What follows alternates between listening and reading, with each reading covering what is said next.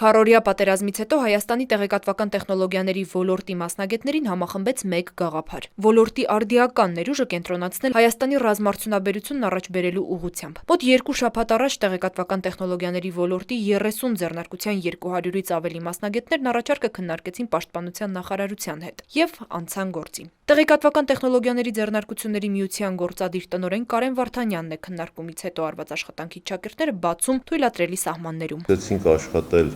տարբեր ուղղություններով, մասնավորապես անօդաչու թռչող սարքերի հայտնաբերման ուղղությամբ, իրենց չեզոքացման ուղղությամբ, հարձակողական զենքերի ավտոմատացման ուղղությամբ, սկզբից կոնցեպցիաները հաստատենք, հետո այդ կոնցեպցիաների վրա պրոտոտիպները սարքենք, նախատիպերը սարքենք, հետո փորձարկենք ցույց տանք Պաշտպանության նախարարությանը, հետագայում եթե դրանք հաջող լինեն, որպեսզի դրանք արդեն որպես զինատեսակ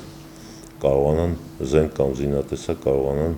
օգտագործվեն։ 3 փուլով կարճաժամկետ, միջնաժամկետ և երկարաժամկետ ընթացող ծրագրերը մասնագետի համոզմամբ անպայման ապահովելու են սպասված արդյունքը։ Տեղեկատվական տեխնոլոգիաների ոլորտի ձեռնարկությունների միության ղեկավարը ռազմական ոլորտի բաց թողումները նկատելու կառավարության փորձերը կարևոր համարեց։ Մշտադիտարկում ունենք բանակում և իմանանք արդյոք ժամանակակից զինատեսակները կիրառվում են, արդյոք զինվորը, չգիտեմ, լավագույնս ապահոված է, շորերով, կոշիկներով, չգիտեմ, զրահաբաճկոնով, քնելու տեղով, դիտարկման սարքերով եւ այլն, էլի, այսինքն այս բոլոր խնդիրները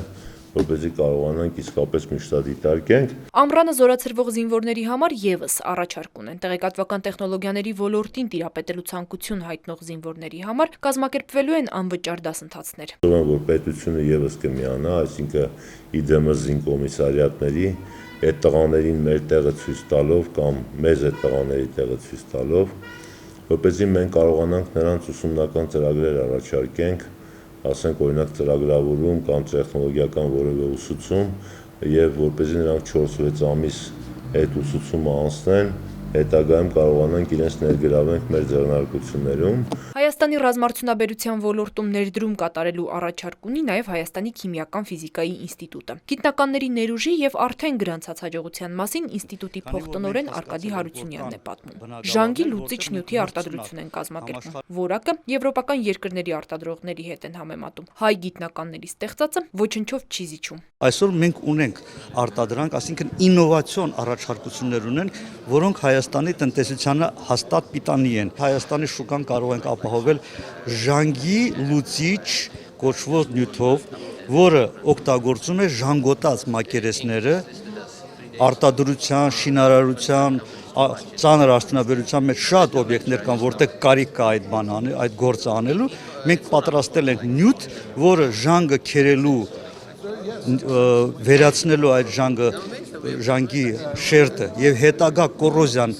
կանխելու համար մենք պարզապես քսում ենք այդ ժանգոտած մակերեսին եւ մենք լրացուցիչ գործողություն կանխում ենք, այսինքն պետք չի չարչարվել, քերել, հեռացնել։ Գիտնականը ցավով է նշում, գործարար արտադրող գիտնական օդի պես անհրաժեշտ կապը Հայաստանում հնարավոր չի լինում կայացնել։ Դա է պատճառը, որ գիտնականների աշխատանքը չծառայելով նպատակին հաճախ մնում է ստվերում։ Մենք առայժմ խիստ կաղում ենք այդ բնակավարը, որովհետև չկա սերտ կապ արտադրողի,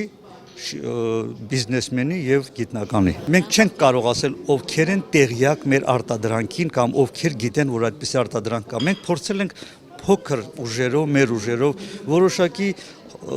խանութներում, վաճառքի կետերում դնել, բայց ես հասկանում եմ, որ դա առանց պետական աջակցության, դա չգիտեմ ինչպես է արվում։ Գիտության պետական կոմիտեի նախագահ Սամվել Հարությունյանն անօդաչու թռչող սարքերի մշակումների եւ մոտալուտ փորձարկումների մասին է պատմում։ Հաջողություն գրանցելու համար գիտնականները գիշերը ցերեկ են անում։ Գործընթացը կա, թռչող սարքեր մեր մոտ շուտ վանից են սարքում։ Այս ուղղությամբ մշակումները արվում են։ Դա ասված որ ամեն ինչ նորմալ կլինի, կիմանաք։ Գիտության պետական կոմիտեի նախագահը շեշտում է, թեև Հայաստանն ատոմային զենք չունի, բայց գիտական ներուժի առկայությունն անհերքելի է։ Միջուկային ֆիզիկայի ոլորտում հոյակապ մասնագետներ ունենք եւ խորհրդային ժամանակներով հիմա նույնպես։ Մեկը մյուսի հետ կապ չունի։ Միջուկային զենք ունենալու համար հսկայական տնտեսական միջոցներ պետք է ունենաս։ Եվ վերջին հաշվով մենք ստորագրել ենք համաձայնագիր, որ միջուկային